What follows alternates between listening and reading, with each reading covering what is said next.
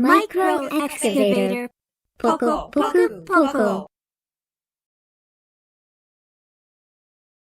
The rain that had been falling for days finally stopped. It was morning and Mokumoku started preparing to leave. Before leaving, Mokumoku wondered if my tracks were okay. He also wondered if my boom, arm, and bucket could move properly. As always, he carefully inspected me. Mokumoku gave an okay sign, climbed onto my back, and we were off. That day, Mokumoku and I headed to a place with farms and rice fields. I went Poco Poku Poco Poku as I moved. Poco Poku Poco Poku. Poco Poku Poco Poku. Poco Poku Poco Poku. Chapter 2. The Mud Sky. Because so much rain had fallen, there were puddles everywhere, but I steadily moved forward. I went Poco Poku Poco Poku as I moved. The ground looked like it was covered with small pieces of sky. Poco Poku Poco Poku. Poco Poku Poco Poku. Poco Poku Poco Poku. After traveling for a while, a really huge puddle appeared. It was so big that I couldn't even compare it to any puddle I had seen before. The absolutely huge puddle created by the rain that had fallen for a long time made it look like the blue sky was on the ground. The road disappeared into the water, but I really wanted to keep going. I wanted to travel on the big sky which had been created on the ground. Just as I thought that, Mokumoku turned me toward the sky on the ground, and we began to move forward. Hooray! Hooray! We were going to travel on the sky! However, when I started onto the sky on the ground, I wasn't able to move well. Uh-oh, I thought. I wasn't moving as I had expected. Why not? I wasn't making my usual sounds. Poco Poku Poco Poco Poco Poco Poco Poco Poco. That's right, I thought. I am not moving on top of the actual sky. My weight is 300 kilograms, and I started to sink little by little. What will I do, I thought, if this is a bottomless swamp? Just then, I noticed something coming towards me from the opposite direction.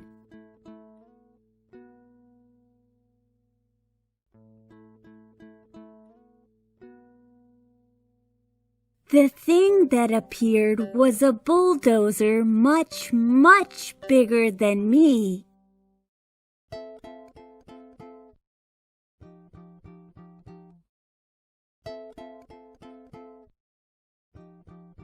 Mokumoku quickly hopped off my back.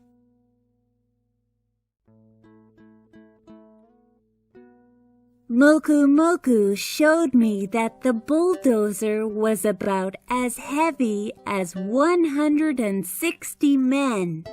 Even though it is far bigger and heavier than me, I thought, why is it able to move so easily? As I was thinking that, the large bulldozer freed me from the mud and said,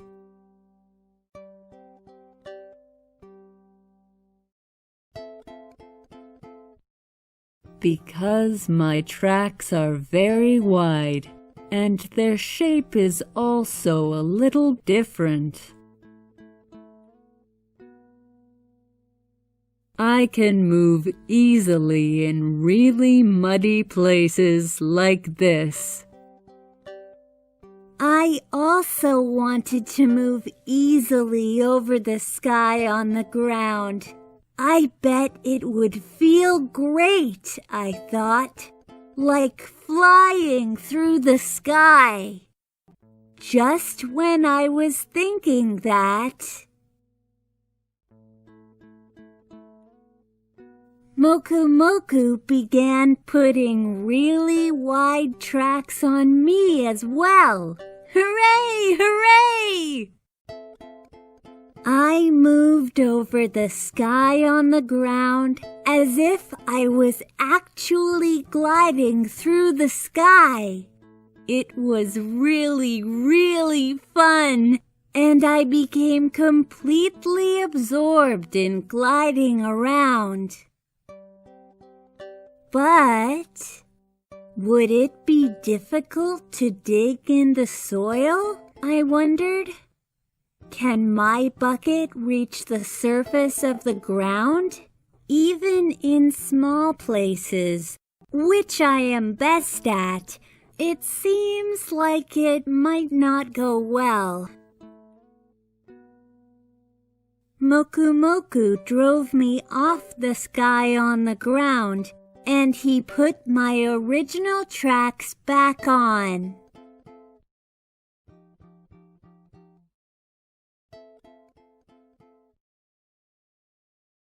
The big bulldozer said, "After a few days, the road should return to its condition before the rain." After saying that, the big bulldozer went smoothly back to the place it came from.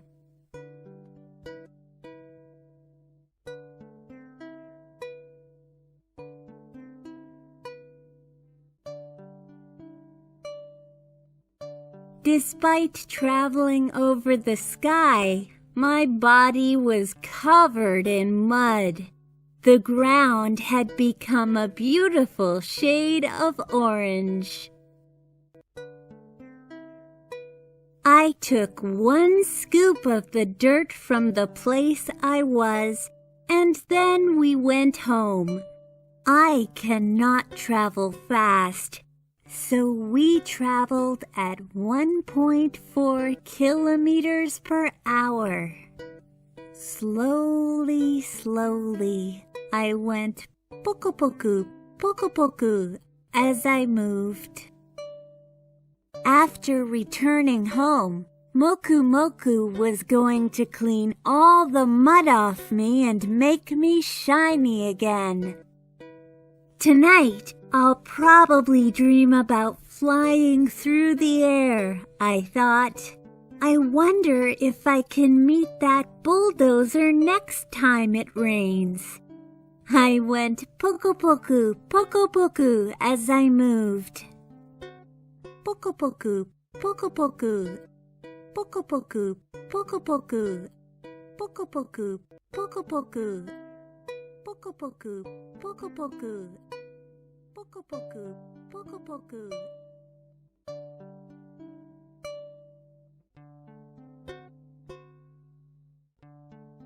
Chapter 2, The Mud Sky. The End.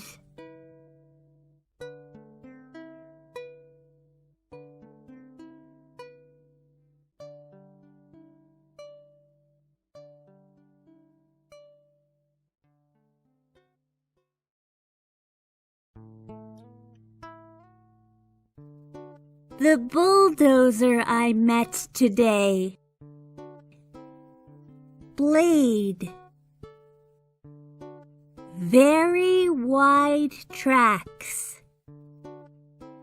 Because his tracks are so wide, he can move smoothly even in very muddy areas. It was a fun day. Poco Poku.